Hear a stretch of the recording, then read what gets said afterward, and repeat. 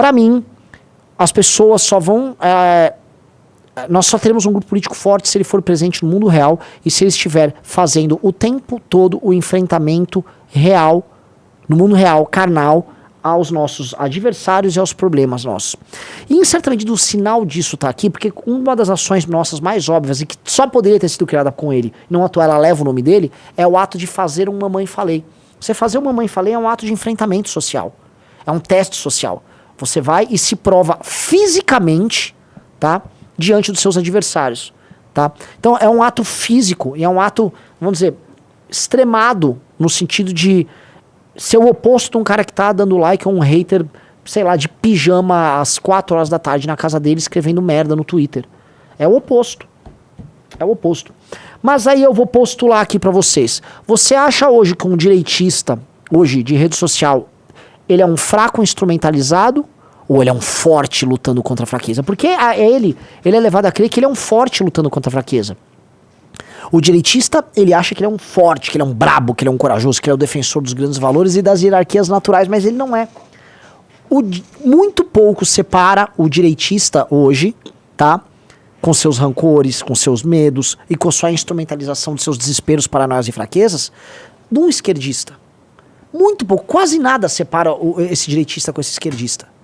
E você percebe que ele é vítima disso quando os seus principais líderes e porta-vozes, os Nicolas, Marçais, Bolsonaros, entendem essa fraqueza e tratam de levar vantagem sobre eles. Então, a partir do momento que você está sendo, vamos dizer, vítima de uma passada de carteira, né, um passa-moleque, uma enganação pública e notória, você é tratado como um fraco porque eles já te entenderam como fraco, como alguém que é fácil vitimizar, como alguém que você pode usar e descartar e saber que você vai estar disponível para ser usado de novo.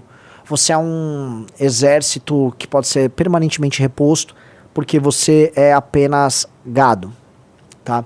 E é complicado eu falar isso, porque, ora, se a gente faz política de massa, em grande medida a gente vai ter que lidar com pessoas que são, tipo, homens massa, que vão estar dispostos a ter os seus sentimentos instrumentalizados o tempo todo para tocar uma grande missão, certo?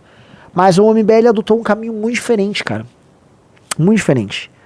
O caminho que nós adotamos é um caminho de formação de quadros e de ativamento de consciência, que talvez não seja num país desigual como o Brasil o caminho mais inteligente. Talvez isso funcione muito em países com uma classe média mais alta, em que a inteligência é distribuída de maneira um pouco mais equânime, se a gente pode falar assim, tá? Ou a base, ou a gente parte de uma base de inteligência um pouco maior, e aí você consegue ter essa tomada de consciência das pessoas e elas conseguem, enfim, não serem um animal conduzido para abate. Mas a gente pode ainda ser retrucado pelo exemplo americano, porque a direita americana não é muito diferente da direita brasileira. A direita americana, ela é, em grande medida, levada pro abate igual a um gado, né? O trumpismo é um dos movimentos políticos mais idiotas que já apareceram dentro dos Estados Unidos. Isso não dá para negar. O trumpismo é muito bobo, é bem bocó. Mas, né? É o que tem, tá? Então, qual o seu papel, qual o nosso papel, tá? A gente claramente tem que formar líderes, os nossos líderes claramente têm que encarar essas dificuldades e encarar esses problemas, e esses líderes e nós mesmos, nós temos que nos desafiarmos permanentemente. Então eu deixo, assim, isso pra gente começar essa live aqui, essa reflexão pra vocês. Até que ponto nós estamos conseguindo fazer isso? Porque as nossas lideranças nacionais e estaduais, elas realmente têm essas características. Eu vi um cara assim, o melhor quadro do MBL é o Faustino, vamos lançar o Faustino pra presidência. Quem dera o Faustino tivesse idade, tá? Eu sonho um dia lançar o Faustino e o Sandro pra presidência. Pra mim eles têm um papel, eles sabem, eu já tive essa conversa com eles. Eles sabem que a história, vamos dizer, será muito generosa com eles. Porque eles têm a audácia, a inteligência, a lealdade, características dos grandes homens. E eles vêm de estados que a transformação precisa ser muito aguda, né? Assim, transformar o Rio Grande do Norte é uma coisa muito necessária, transformar a Bahia é muito necessário, é muito difícil. E eles são, portanto, vamos dizer, pontos fora da curva, tá? Eu gosto de colocar aqui porque, se eu for olhar em essência quem é o Faustino e quem é o Sandro, eles não são jovens fracos ou jovens... vamos dizer, tímidos que passaram por uma grande jornada. Tanto o Faustino quanto o Sandro são jovens naturalmente beneficiados, tá? São rapazes bem constituídos, são rapazes inteligentes, com senso de liderança, com força de vontade para lidar. Eles são...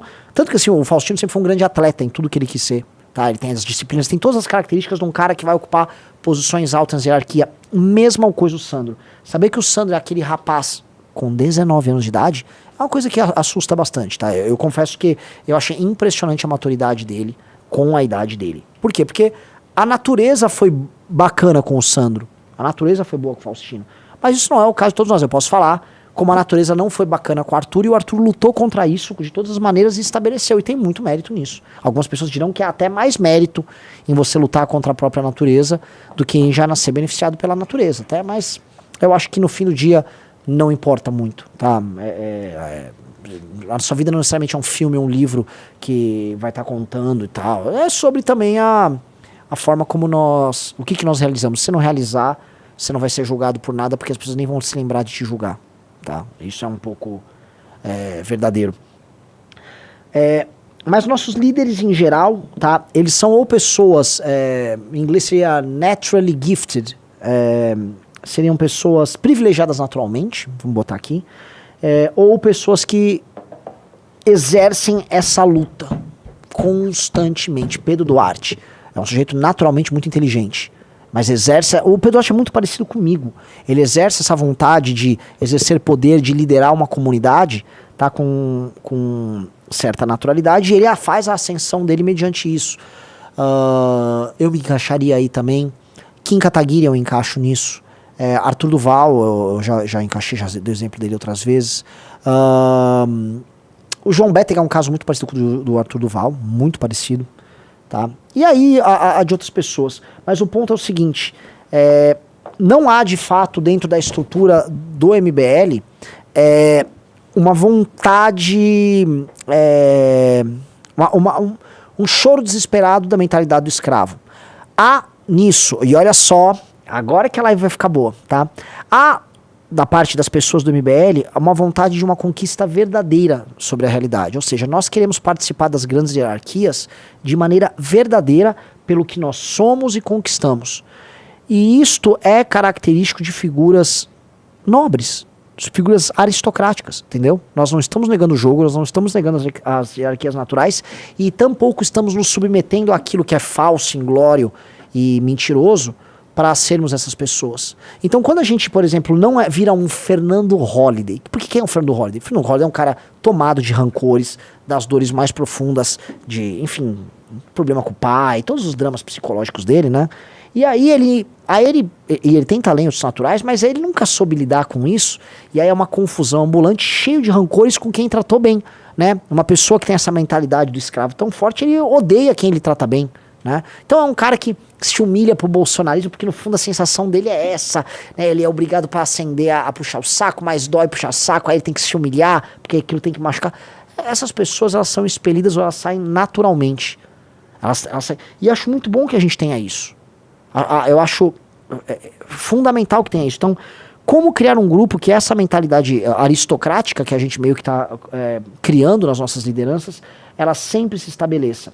Mas como fazer isso num país em que as hierarquias naturais são subvertidas pelas hierarquias picaretas, porque nós temos uma competição picaretíssima sobre a ascensão verdadeira e nobre ao poder, né?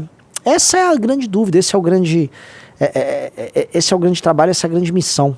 Como estabelecer o que é verdadeiro e bom, né, tanto natural quanto conquistado, num país feito de rancores, de raiva, de perfídia, já que ele é tão desigual, ele vai ser sempre instrumentalizado pelas desigualdades, e já que as pessoas não têm nobreza de espírito, elas querem demonstrar coisas que elas não são, né? Por isso que vem esse sujeito aqui que está na capa da Valete e brilha tanto, né? Porque ele não quer ensinar você a ser uma pessoa melhor, ele quer ensinar como você vai ter truques para aparentar ser alguém melhor dentro de uma escala social baseada em grana e em aparência. E isso é ridículo.